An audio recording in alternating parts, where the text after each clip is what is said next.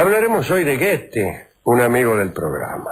Y podríamos empezar hablando de la juventud del siglo XVIII, que vivía especialmente insatisfecha del mundo en el que le tocaba vivir, como corresponde a la juventud de cualquier siglo. Trató de transformar ese mundo, como sucedió en tantas otras épocas, pero mientras que en Francia y América la transformación tomó un camino político que todos conocemos, en la Alemania la revolución fue puramente intelectual. Fue una revolución que no tuvo toma de la Bastilla, que no tuvo movimientos conducentes a la independencia de las colonias. Fue una revolución de la pluma más que de la espada. Creían aquellos revolucionarios en el libre pensamiento, pero tal vez no tanto en la libre acción.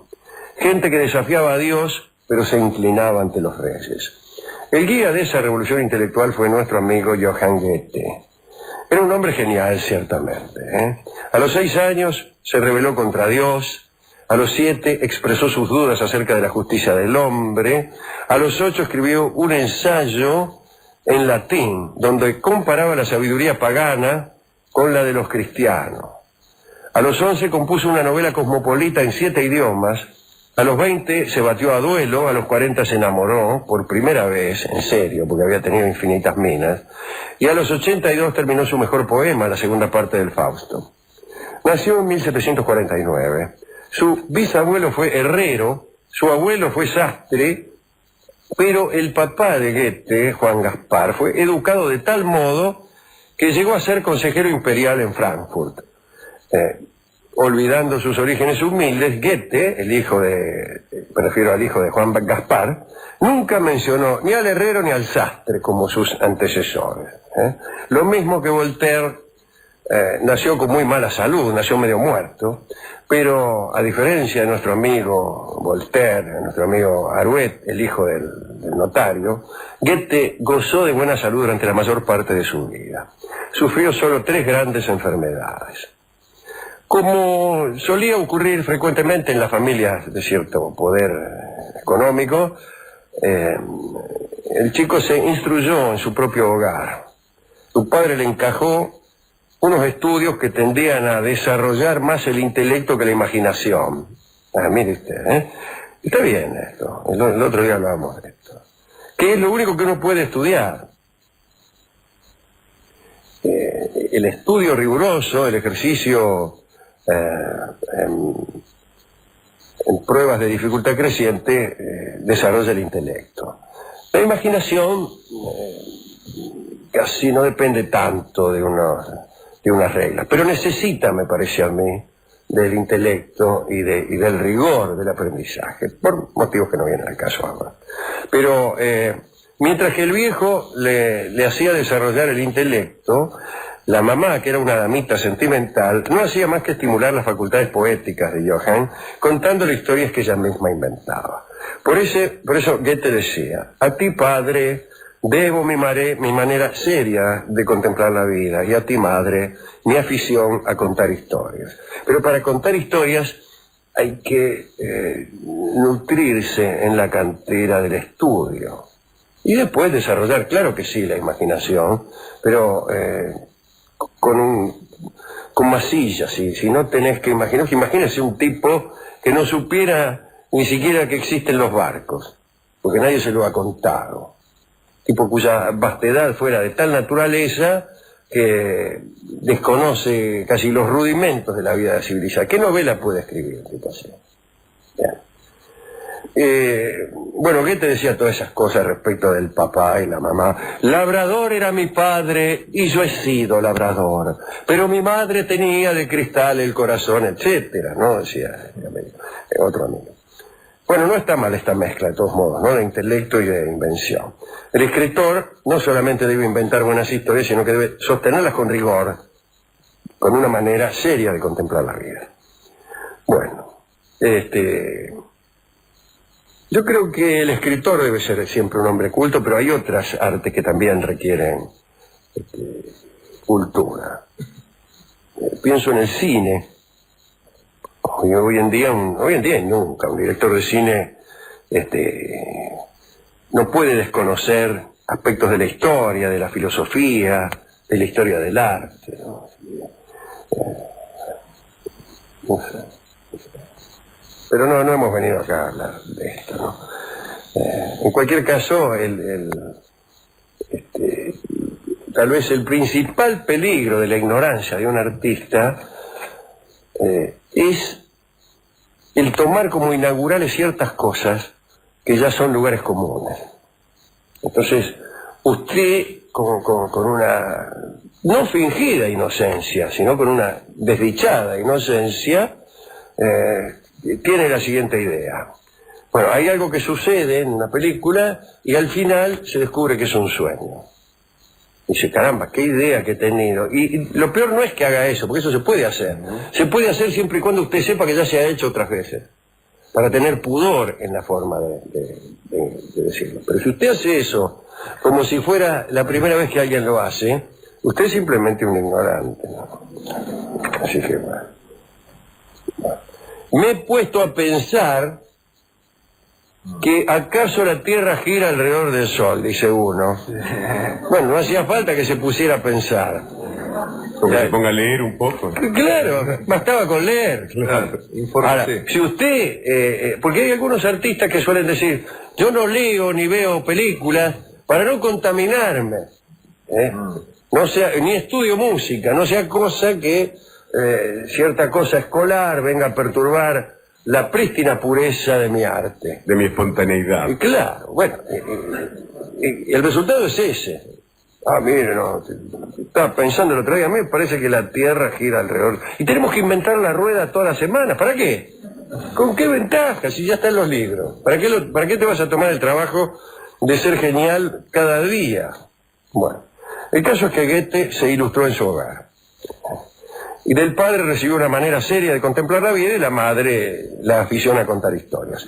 El padre quería que Goethe estudiara leyes, pero al tipo no le interesaba. Solo por complacer al viejo ingresó a la Universidad de Leipzig y para complacerse a sí mismo se dedicó al estudio de la vida más que al estudio de los libros. Andaba siempre con guita en el bolsillo y usted sabe que el que tiene guita hace lo que quiere. Entonces aprovechó y utilizó el dinero para romper con algunas tradiciones pacatas de aquel tiempo. Los maestros no le merecían el más mínimo respeto.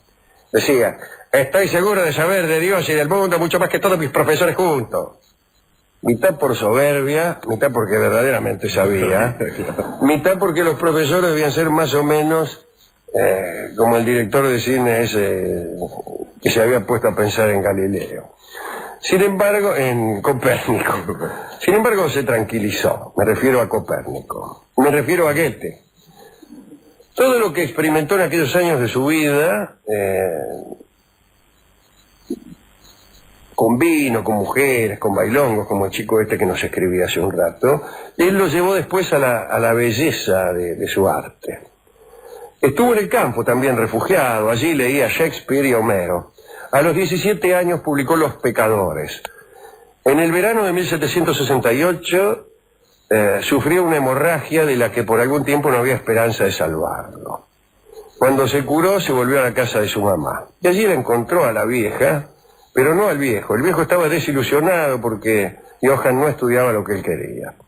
Al final lo mandó a Estrasburgo a estudiar, pero Goethe tampoco le hizo caso.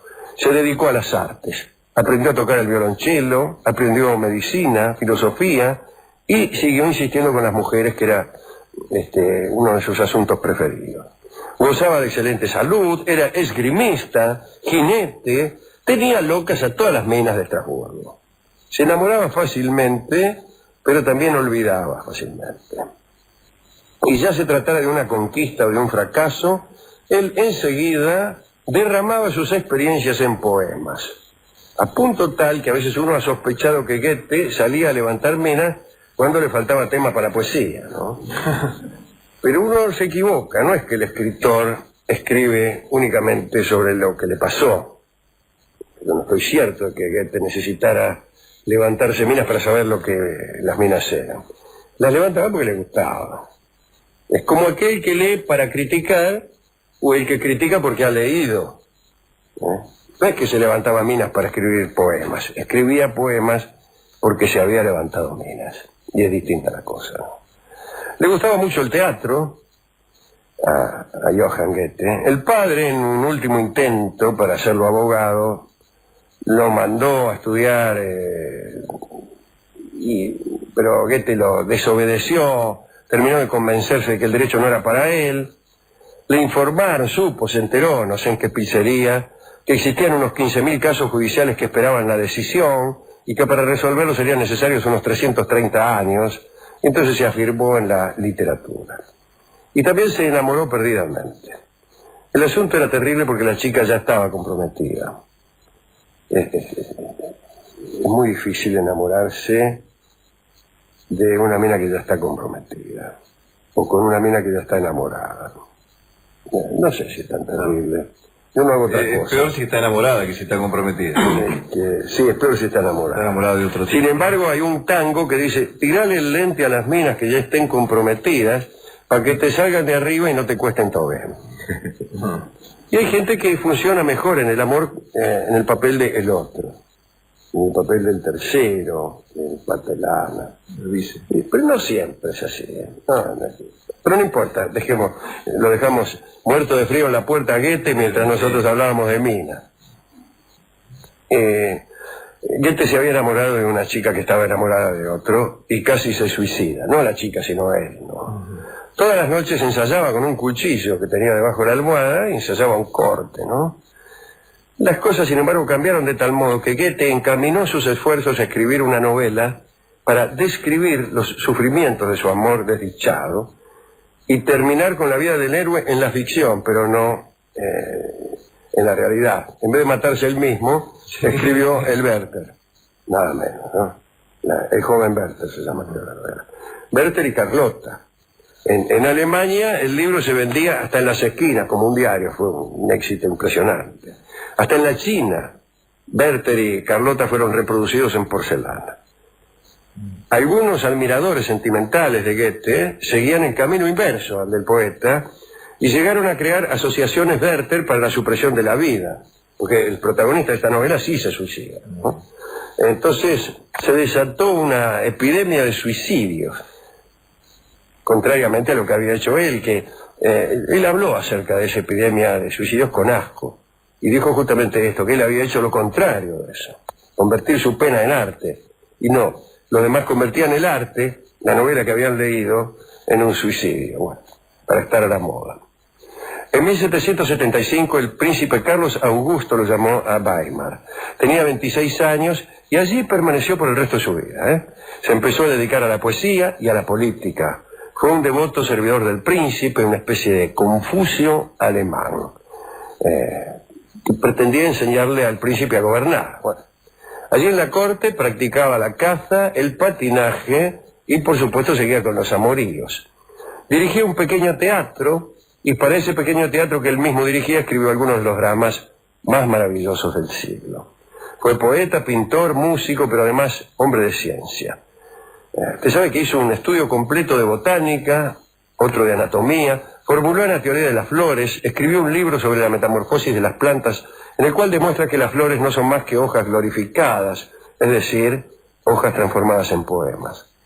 Examinó el esqueleto humano y descubrió un hueso, el intermaxilar, que antes de Goethe no existía. Las personas carecían de todo intermaxilar hasta que Goethe inventó ese hueso, gracias al cual podemos hacer unos movimientos de masticación que antes de Goethe eran imposibles de realizar. Tenía un profundo amor a su nación, pero no tenía nada de patriota estrecho, no escribía canciones guerreras. Después tuvo una mujer que lo amó, un hijo y un devoto amigo, esas satisfacciones que a los maestros tanto les gusta destacar, ¿no? La mujer fue Cristina Vulpius, la conoció cuando él tenía 39 años. El amigo fue Schiller, lo conoció en 1889, incluso, sí, acá dice 1889, pero ya estaban muertos los dos en esa fecha, así que es muy difícil que lo hayan conocido allí. Es mejor que lo haya conocido en 1789, cuando ambos vivían. Para conocer un amigo, lo mejor es conocerlo antes de morirse uno, e incluso antes de morirse el amigo. Es preferible que en un primer encuentro entre dos amigos ambos estén vivos. Sí. No como hicieron, según dice aquí, Goethe y Schiller, que se conocieron nada menos que en 1889, cuando ambos llevaban décadas, cuando no centurias muertos. Esa es imaginación pura. Sí, sí. Esto es de una gran imaginación. Conocer un amigo que ya se ha muerto, habiéndose muerto uno primero. Es extraordinario, ¿eh? No fue una pelea. No. Goethe era un hombre de salud inmejorable en aquel entonces, a pesar de que estaba muerto. Y Schiller estaba agonizando, a pesar de que estaba muerto.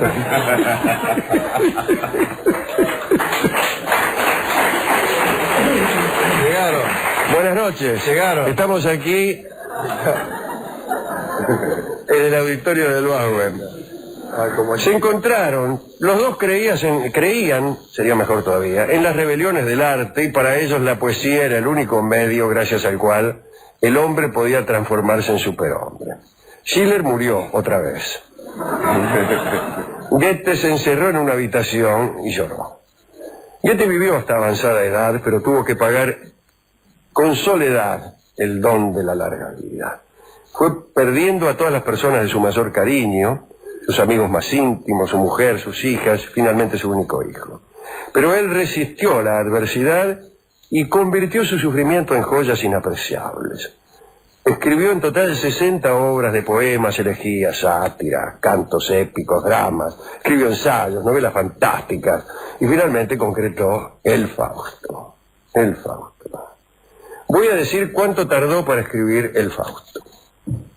Este hombre tardó 30 años para escribir la primera parte y 25 para terminarlo. 55 años tardó. Es decir, tardó mucho. Terminada la obra suprema de su vida, Goethe se preparó para morir. Dijo, me voy a morir.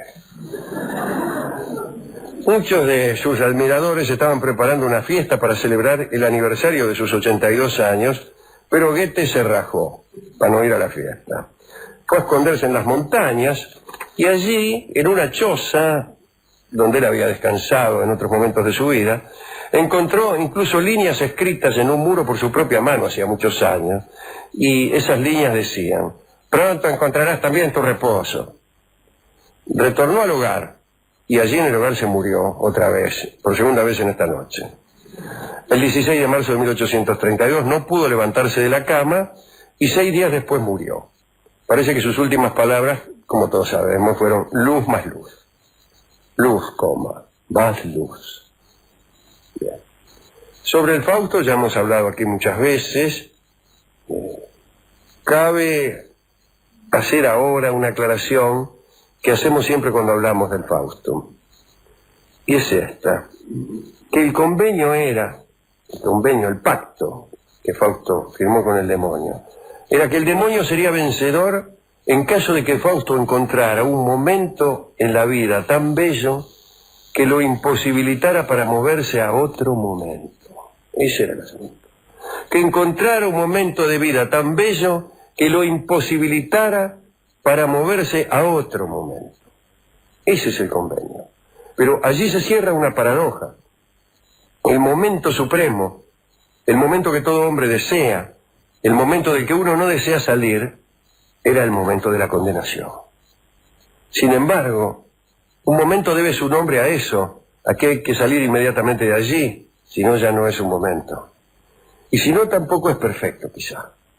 Pero bueno, esas son consideraciones de un charlista aficionado. Nosotros somos amigos del Fausto, del de Goethe y del de los otros, el de Thomas Mann, el Doctor Fausto, ¿no? El Thomas Mann, que es estupendo. Los anteriores, no fue Goethe el primero que escribió el Fausto, hizo una historia que proviene casi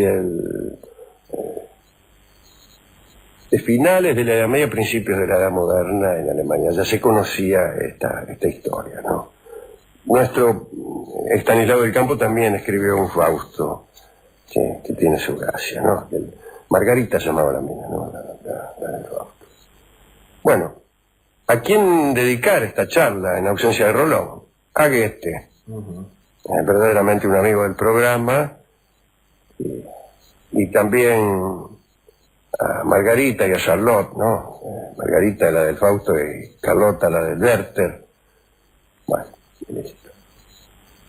Y hemos elegido una canción que tiene mucho que ver con este pacto realizado por Fausto con el demonio. Hablamos de un momento, hablamos de encontrar un momento tal que no nos permitiera pasar a otro. Y un momento se llama el vals que va a tocar para nosotros Héctor Stamponi. Así que escuchamos a este pianista que fue también un gran amigo y casi deseamos ser condenados por un momento como ese. Mientras escuchamos este vals, podríamos pensar en que no estaría mal condenarse por un momento tan perfecto que uno no pudiera ya pensar en trasladarse a otro momento. Adelante, don Héctor.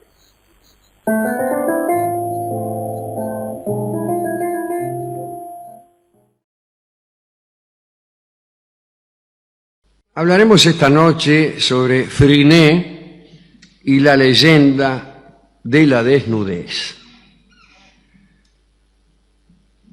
Una mujer desnuda es una cosa muy seria.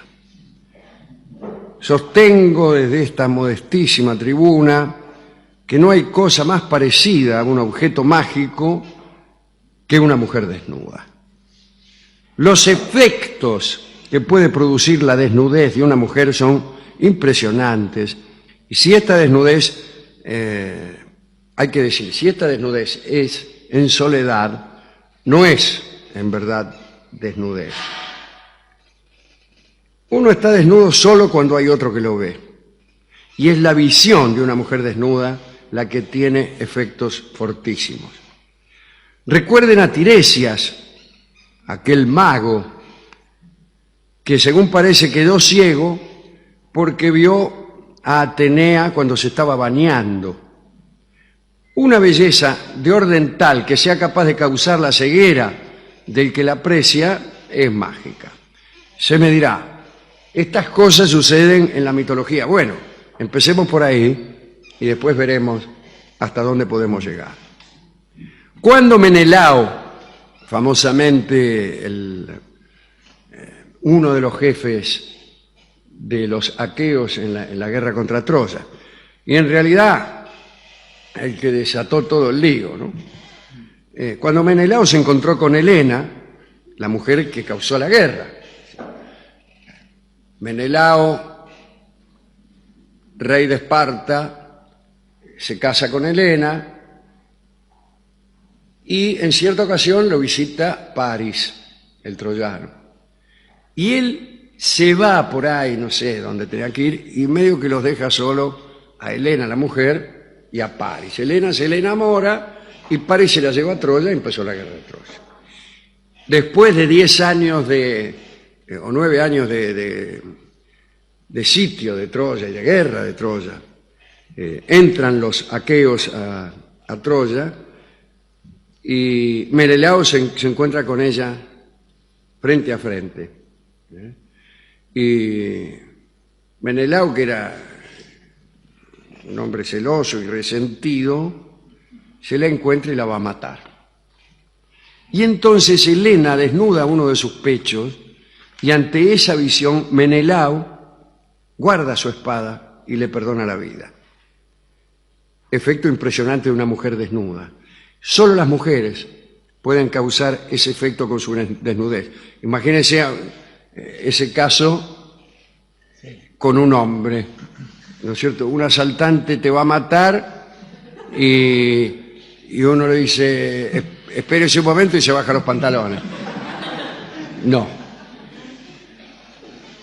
Clitemnestra intenta lo mismo cuando su hijo Orestes, toda la misma familia, Clitemnestra intenta lo mismo cuando su hijo Orestes iba a matarla para vengar a Agamenón. Agamenón el marido de Clitemnestra, cuando Agamenón regresa de la guerra de Troya, Clitemnestra ya tenía otro novio, un tal Egisto, y lo matan. Y Orestes, el hijo, se la tiene jurada la vieja, ¿no? Entonces, Clitemnestra hace lo mismo.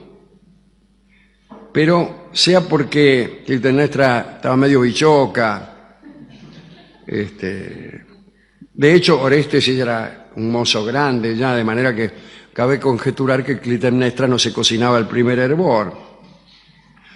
También puede ser porque después de todo era la mamá de Orestes, ¿no? Y bueno, la madre no se cuenta. Pero Clitemnestra hizo lo mismo que Helena y Orestes la mató. Por ahí la mató por eso, ¿no? Lo cual demuestra que los efectos de la desnudez femenina, ¿no?, son siempre fuertes. No se sabe en qué dirección, pero son fuertes. Hay una antigua historia del barrio de Flores, según la cual una cierta mujer tenía en sus pechos el don de la verdad y la sabiduría. Y así, quien tenía la suerte, o acaso la desgracia, de ver esos pechos desnudos, entraba inmediatamente en posesión de los secretos de la vida y del amor. Bueno, era una historia que se contaba. También se decía que si uno no era la persona indicada para ver esos pechos, se moría, porque la verdad no es para cualquiera. Entonces, la verdad es fatal para algunos, yo diría que para todos. Bien, esa es otra historia. Pero hoy vamos a contar la historia de una mujer cuya desnudez también provocó efectos jurídicos. Estamos a principios del siglo IV a.C. en Atenas. Atenas había caído bajo la dominación de Esparta, bueno, la guerra del Peloponeso, ¿no? La guerra entre Atenas, democrática, aparentemente amante de la libertad, y por el otro Esparta, con su rigor, con su autoritarismo, en fin. Y en esa guerra prevaleció Esparta.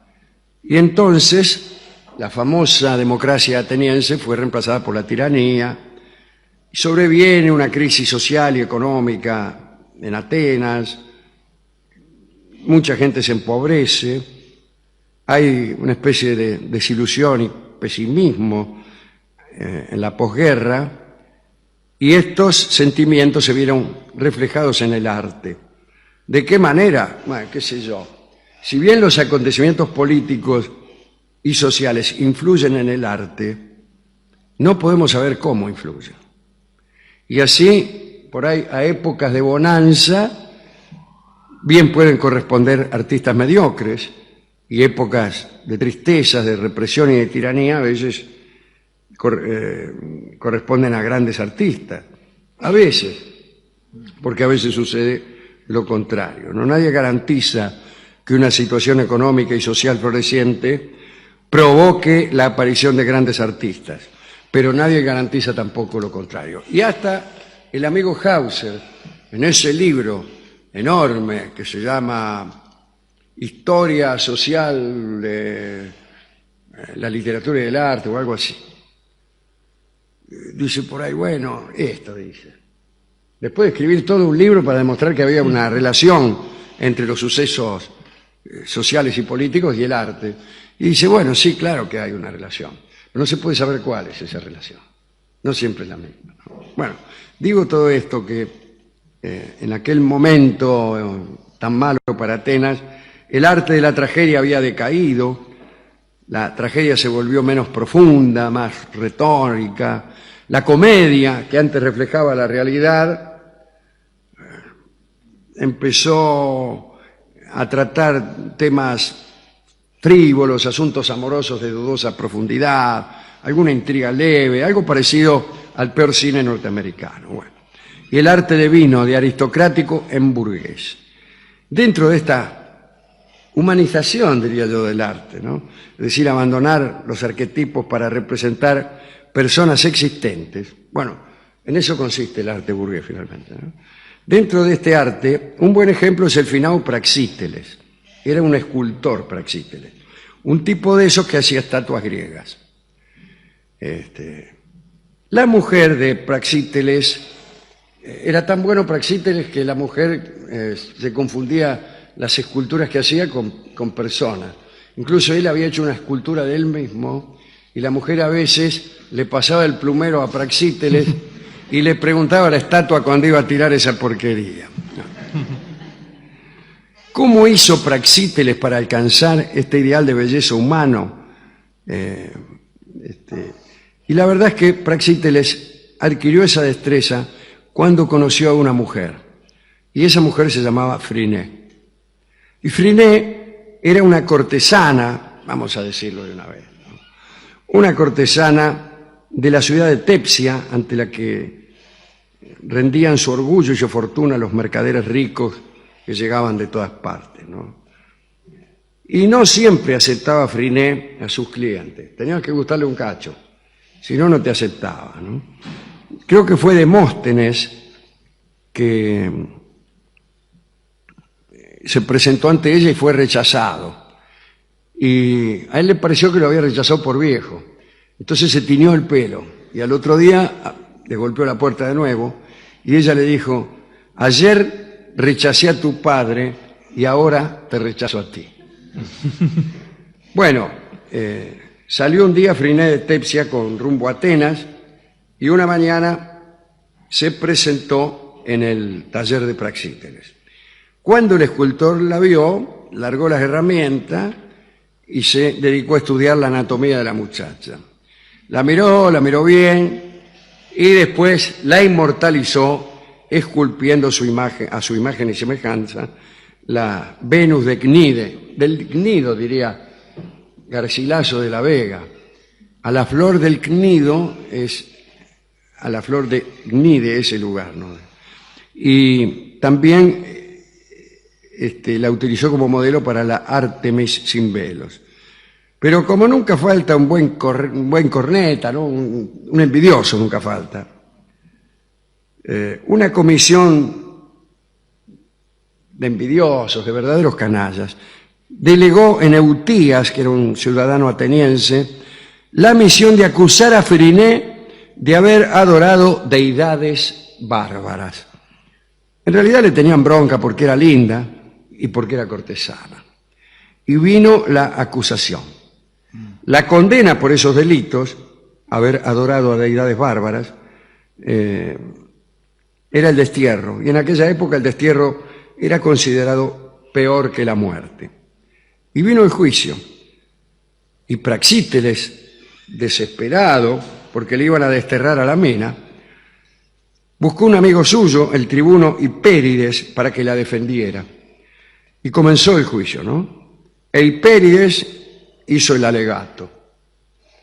Habló del prestigio de Phryné por ser ciudadana de Tespia, que era una ciudad de Beocia, me parece. No quedaba muy lejos de Atenas. Y era una ciudadanía ilustre, digamos. Después habló de la envidia de la gente que era capaz de inventar infundios con tal de ver humillada la gracia que no podían alcanzar. No fuese nada. No, el tipo de él hablar, nada. Después recordó Hipérides que la Venus que Apeles había pintado, Apeles, un famoso pintor, para mayor honra del genio griego, no representaba sino a la mismísima Phryné entrando al mar en la fiesta de Poseidón. Los jueces nada. Gritó el abogado que ella había ofrecido dinero para la reconstrucción de Tebas. Nada. Y el abogado ya tiraba de todo, ¿no? Que daba limosna a los pobres, que era buena, qué sé yo, los jueces nada. Y entonces Hipérides, enfurecido por el fracaso de su elocuencia, recurrió a un argumento tremendo. De un manotón le arrancó el vestido y apareció desnuda la belleza indescriptible de Phryné. Y eso bastó. Los jueces, después de recobrarse de la emoción, consideraron que semejante belleza debería ser eximida del crimen Y la multitud también, convencida por los rotundos argumentos de la belleza de Freinet, empezó a apedrear al acusador. Y los jueces no pudieron condenarla, porque Freinet desnuda no decía la verdad, era la verdad. Y yo creo que hay una innegable interacción entre lo ético y lo estético, que cierta virtud de la belleza va más allá de lo visual y empieza a ser un producto de una condición ética. Y esto para mí es necesario, más que verdadero. Yo necesito creer que una mujer es linda, no solamente por sus formas, sino porque me gusta pensar que algo bueno habrá hecho en estas o en otras vidas para ser así. El milagro de la belleza es no solamente un milagro estético, sino ético. Es un milagro divino, es una señal de Dios. Y ojalá que sea así, como me gusta creer, porque si no fuera así, la belleza sería apenas una triste lámina. He ido a la discoteca y el discotecario me ha contado acerca de minas que le gustaban mucho. Bueno, señor, me tuvo media hora hablándome de esta o aquella dama que tenía estos y aquellos atributos, mientras le caía la baba por la comisura izquierda. Señor. Finalmente me dio un disco que se llama Una mujer desnuda y en lo oscuro.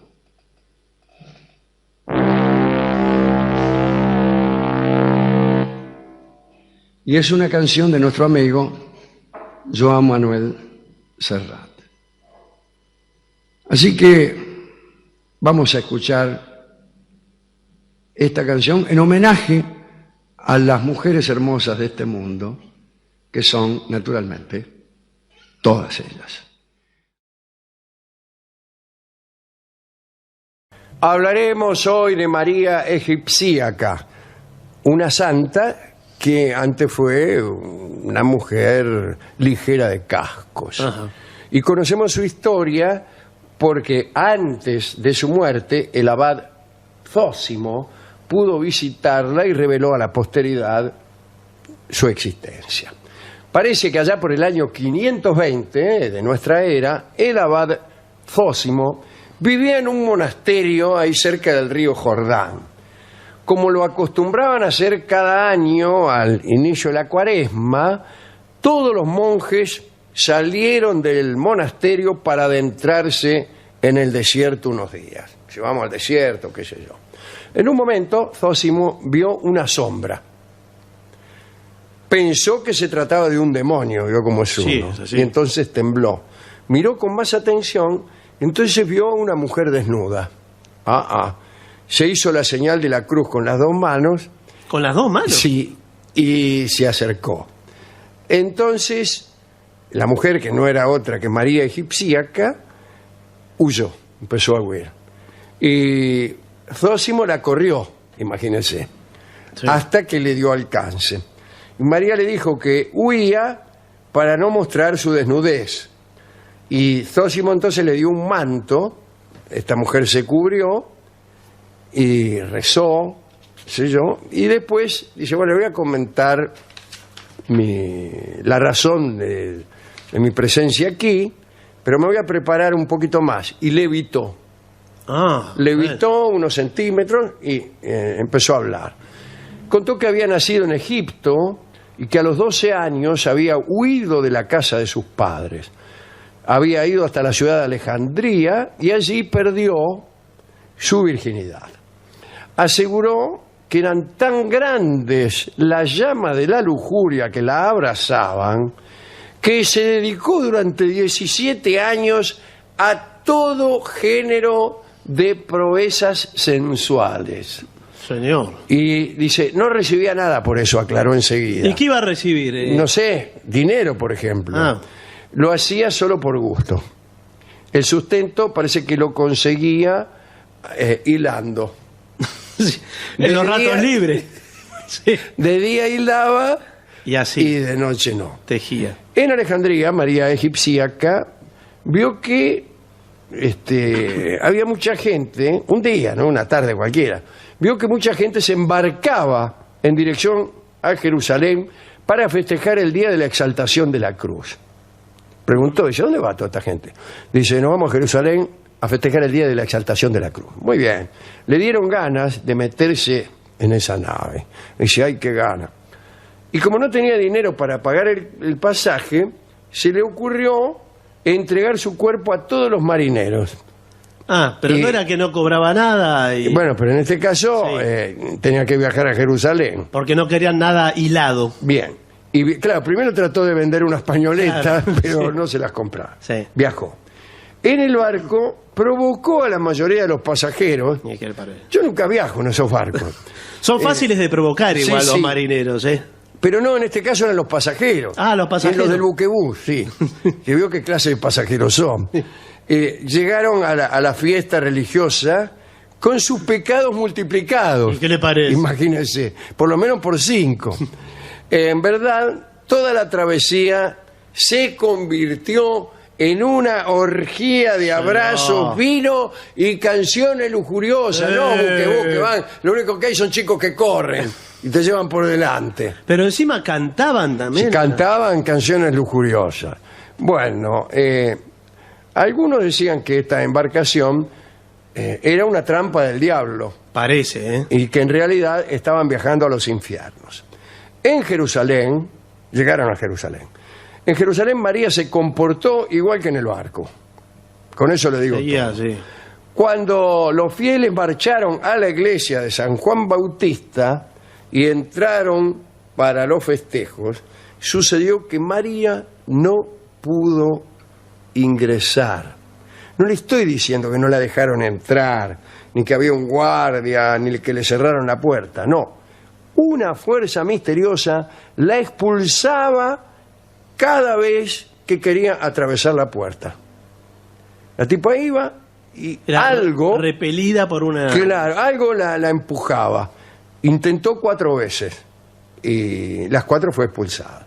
Al rato, una aparición angélica le dijo lo siguiente, apareció ella. Bueno, dice, soy una Sí. aparición angélica, bien. Si pasares el Jordán, le dijo la aparición angélica, allí hallarás reposo, dijo, y se fue. Horrorizada María marchó hacia el río Jordán a hacer su penitencia. Abandonó Jerusalén, siguió a la orilla del Jordán y se adentró en el desierto oriental. Y 47 años después se encontró con Zósimo. María le contó que durante 15 años en el desierto había comido un total de 2 panes y medio. En todo ese tiempo. Sí, es una dieta que Sí. ni el doctor Cormillot. No, señor.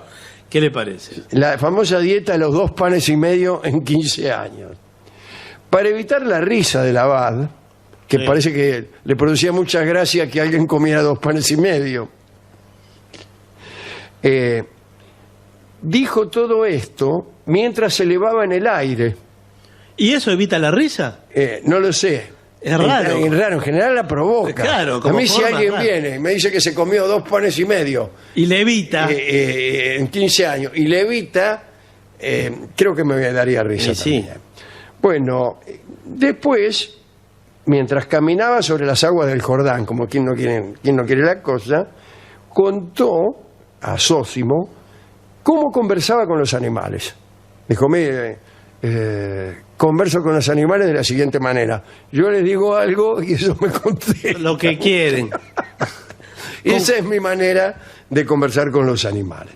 María también contó que en los años del desierto fueron años de combate incesante contra un pasado que se le actualizaba. Ah, Qué había raro algo. encontrar en una geografía como esta la palabra actualización. Sí, está escrita por un psicoanalista. Sí, me parece que sí. Dice el cronista que a María la tentaba, o la había tentado durante todos esos años, el deseo de cantar canciones disolutas que había aprendido en Alejandría. Claro. Sí. De esos que cantaban en el arca. Porque Sí, estaba sí, también... sí. De las que aprendió en las mismas canciones Claro. disolutas. ¿Ves? Las mujeres de hoy en día no saben hacer un guiso. Las mujeres de hoy en día no saben hacer un guiso. Y todo eso. Pero resistía la tentación, ¿no? Claro. Bueno, le venían a la memoria súbitamente. Era el demonio este. ¿Y qué le parece? Claro, Pero y esas le canciones llenaba el vienen- alma de confusión. Y sí. Se las confundía las letras. No se la confundía en el alma. Porque... Le hacía distintas rimas. Se equivocaba. Es que esa canción le viene así, se le viene y no se le va. No, claro, ¿Qué le queda? como un meme, Sí, efectivamente. sí, ¿no? se le queda, Canciones que se te pegan. Es el demonio. Sí, Yo a bueno. veces estoy en algún lado y empiezo... qué sé yo, No. las mujeres de hoy en día, las mujeres de hoy en día. Muy bien. Sósimo escuchaba todo esto, imagínese usted. Y esto, la confesión duró muchos días. Después se fue. Dijo, bueno, me voy. Se despidió de ella para regresar al monasterio y acudió al mismo lugar donde él la había encontrado al año siguiente. Cuando llegó la cuaresma, el momento de adentrarse, palabra que le gusta mucho a nuestro cronista, en el desierto, volvió al mismo lugar donde se había encontrado con María y encontró que lamentablemente la santa estaba muerta. Así que no queríamos dar esta noticia. Sí, bueno, lo Pero imaginábamos porque ya está. Sósimo entonces le dio sepultura, agarró el manto que le había dado para que cubriera su desnudez, o sea que estuvo 47 años desnuda y uno tapada con el manto. Y se lo guardó el manto como reliquia y contó esta historia. ¿Y cuál era la santidad de esta mujer? No lo sé. Bueno, haberse quedado haciendo penitencia durante 47 años en el desierto y haberse comido 2 panes y medio. ¿Le parece poco? No, está bien. ¿Qué quiere que no, haga? pero ¿cómo no? Porque vio que hay un tribunal. Hay gente que alardea de mucho menos. Vio que hay un tribunal. Que alardea de ser sincera, por ejemplo, como si eso les garantizara la santidad. Yo por lo menos soy sincera, dice. Hay un tribunal de santos que le dice, no. Pero no puntos. había en aquel entonces. No había. Bueno. Vio que tiene que tener un milagro comprobado. Sí, bueno. Es un oxímoron. Levitar. Claro. Levitar. Pero comprobado. Comprobado y bueno, Sí. todos son así de comprobado. Sí.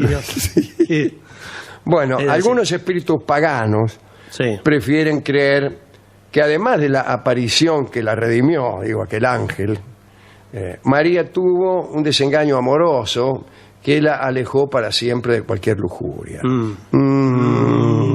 ¿Y en qué momento lo tuvo? ¿En qué momento va a tener un desengaño amoroso Sí. una persona que tiene tantos amantes consecutivamente? Es raro. Y en el desierto no tuvo tiempo Sí, de nada. no. Bueno, los que dicen esto dicen que ella, que no había llevado al desierto prenda alguna, tal vez llevó sí la pena constante de una ausencia. Y el nombre del amado no lo sabremos nunca porque ella lo conservó en el mayor secreto. Bueno, un amante secreto es algo que siempre tienta, ¿no? Sí, y también es algo fácil de inventar. ¿eh? Sí, nunca hay amantes secretos, pero hay gente que hace pensar, hace suponer que realmente en el fondo de su corazón tienen un amor secreto y que nunca van a revelar el nombre del amado.